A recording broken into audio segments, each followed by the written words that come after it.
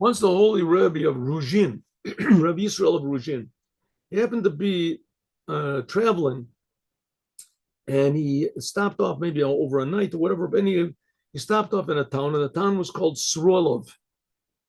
Sroilov, a city in Ukraine, wherever Russia, Sroilov. Sroilov means like Yisrael, city of Israel. So he started asking people, does anybody know why is this town called Yisrael? Why is it about what a name? Israel. So they said, well, we don't know. It's been called that, but there's the old man of the town, and maybe he can tell you. He's about 120 years old. Who knows how old he is? 100 years, tremendously old man. Where does he live? In that place? So he goes to the house, and sure enough, there's this incredibly old-looking man sitting in a chair. He's sitting up in a chair, and he says, "Excuse me, can you tell me something? Why is this town called Sroilov?" The man looks, he's got these long eyebrows, he lifts up the eyebrows. Now, this man is sitting with this big fur coat on, a weird looking fur coat, and he sees that the coat seems to be made from like fur, not from some sort of a pleasant animal, maybe from a wolf or a dog or something like that. It's weird, weird. And it's sort of a warm day, so he's wondering, why is this guy sitting with the coat? So he says, tell me, why is this called Sroilov? He says, I'll tell you. And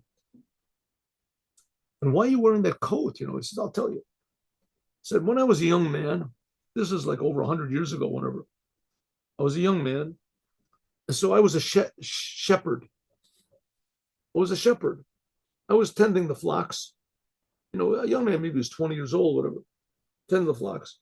And he would sit there and play his flute or whatever. I would play my flute. And I noticed that every day would come a man, he would sit on a rock and he would overlook. And then once in a while, I would wave to him. A Jew. I would look at the Jew, I would wave to him. Sometimes he would wave back. And I saw he was sitting on this rock, and I was thinking, so I sort of, a shepherd, you got a lot of free time. So I came there like early in the morning, and I saw that this man, he would wake up early in the morning and he'd go, there was a mikveh, like a little body of water that flowing up from a wellspring, flowing up. And he would go every morning and he would immerse himself in this mikveh. In the winter, though, as I noticed that he would also immerse himself in the mikveh. It was very cold, but it was running water. It was moving water. He immersed himself in the mikveh. And I noticed that sometimes there were little spots of blood around where his foot would stick to the ice. So I decided I'll go and I'll put like furs around the ice so his feet won't stick to it anymore. So that's what I did. Anyway, so therefore he realized what I did, and he would come, he would sit, I would be shepherding my sheep, and he would sit up on this high mountain, and he would, high this hill, whatever it is, on this high rock. And I saw he would be sitting there, and once in a while I would wave to him, he would wave to him.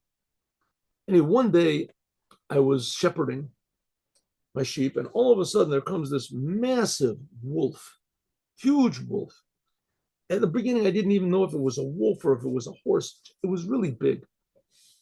And I was tremendously scared. I was frozen with fear.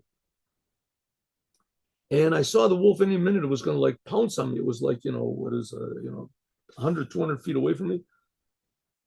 I was really afraid. So I was supposed to take this horn, blow it, and the people from the town would come. But I was so paralyzed with fear that I didn't know what to do. And so I yelled out to this Jew, Sroil. Sroil is the name for a Jew, Sroil. And he came down, and all of a sudden he was standing next to me, and he said, you don't have to worry about the wolf. The wolf's not going to do anything to you. So I said, a big wolf? He said, no, go up to the wolf, you'll see. There's no problem whatsoever. So I started to approach the wolf, and I saw the wolf didn't move, and it didn't move, and I went up to the wolf, and I pushed the wolf over. The wolf was like frozen or paralyzed. I don't know what it was. So the man said, take the wolf and kill. It's already dead. and take off its fur and put the fur on, wear the fur, and it'll be a charm for you. You'll have long life. So that's what I did. Afterwards, we had a little town. It was a little, a little like a farming town. Afterwards, whenever people would we started using the water from the mikveh that he had, from his mikveh, and it healed people, and it got people healed. And eventually came more and more people around the town when they found out that there was this water that healed people. So people came and they lived nearby, and it became a big town. And we called the town Srelov because of this Jew.